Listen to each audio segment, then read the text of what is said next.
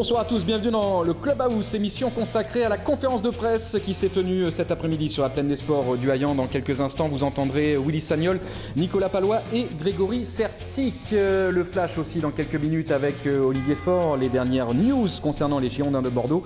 Et avec vous, ma chère Roxane, bonsoir. Bonsoir Manu, chers amis abonnés, bonsoir. Comme d'habitude, le tour des réseaux sociaux, l'actu sur girondins.com et des vidéos insolites. Comme d'habitude. On va faire un petit tour notamment du côté de l'Australie. De l'Australie, oui, où joue notre ami Ben Kalfala. Il n'en parlera pas lui aujourd'hui. Exactement, mais tout d'abord, je vous l'ai dit, Olivier Faure, le tour de l'actu des Girondins de Bordeaux en moins de 2 minutes.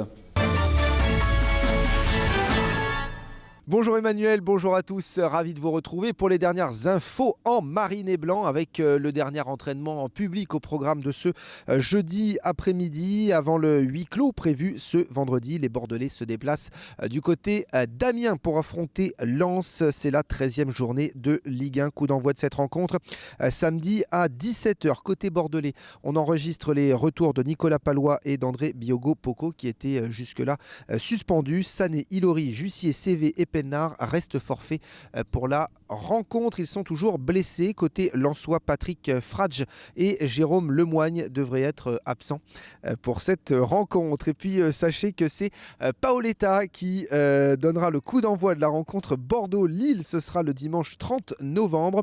Il recevra, c'est sûr, une belle ovation de la part des supporters bordelais. Enfin, un derby pour l'équipe réserve ce week-end.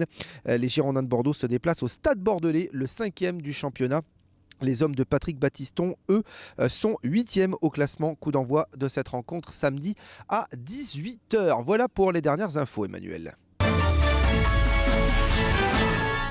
Allez, avant d'aller en salle de conférence de presse pour écouter l'entraîneur Willy Sagnol, d'abord des infos sur les réseaux sociaux et sur le web. Voilà, et on commence, mon cher Manu, par une info que vous pouvez trouver sur girondins.com et qui n'est pas insolite, qui est vraiment très intéressante. Il s'agit en fait des stats du prochain match. Le Lens Bordeaux ce week-end sera déjà la 50e rencontre entre les deux clubs en Ligue 1 sur la pelouse lensoise, même si la partie ce week-end samedi se jouera au stade de la Licorne à Amiens.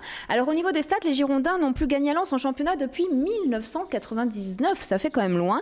Ils restent sur 5 nuls et sur autant de défaites lors des 10 dernières confrontations de Ligue 1. Cependant, notre équipe avait gagné quand même en quart de finale lors de la Coupe de France avec un but, rappelez-vous, de Grégory Sertic et un doublé signé Cheikh Diabaté, c'était en 2013. Si vous voulez en savoir plus sur les stats, regardez ce petit tableau préparé par notre réalisateur. C'est le bilan des Lens Bordeaux depuis 1946, 49 matchs, 10 victoires bordelaises, 16 nuls, 23 défaites bordelaises, 62 buts marqués par Bordeaux, 86 buts encaissés par Bordeaux. Voilà, vous avez d'autres stats à découvrir si vous aimez bien les chiffres, c'est sur girondins.com, Manu. Et oui, et puis on espère que les Girondins vont faire évoluer ces statistiques dès le week-end prochain, voilà. Dès samedi, pour la 13e journée de championnat. Et on précise une fois encore que ça se tiendra, non pas au stade Bollaert, mais au stade de la Licorne à Amiens. Voilà. Cette rencontre, une interview de Cheikh Diabaté à présent. Voilà, alors l'attaquant malien a répondu à l'interview première et dernière. C'est une nouvelle forme d'interview sur girondins.com. Sur le site, ça ressemble un peu à notre selfie sur Girondin TV. Alors, quel a été le premier but important de Cheikh? Quelle a été son idole quand il était jeune? Découvrez ci-dessous le tableau de ses réponses. On y apprend notamment, on vous a sélectionné celle-ci, le premier maillot marquant pour Cheikh, c'était le maillot d'Arsenal. Sa première idole, c'était l'attaquant brésilien Ronaldo. Son premier voyage marquant, un voyage en Afrique du Sud et la rencontre avec Mandela. Il a eu la chance, Cheikh, de le rencontrer. Et enfin, son premier concert, c'est un concert d'Amadou et de Mariam à Bamako, au Mali.